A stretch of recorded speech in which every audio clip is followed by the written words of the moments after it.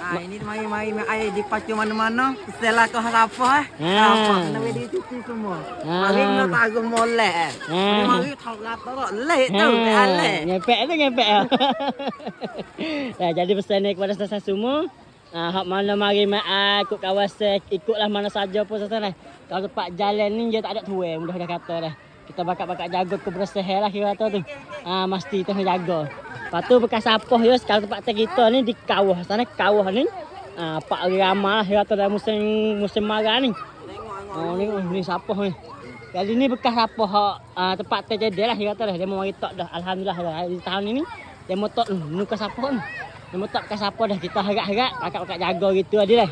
Kesapu ada dua. 2, 3, 4, 5. Mata sore-sore dekat celak mata. Celak mata tu. Dah pakai gitu asal dah. Kan adik dah?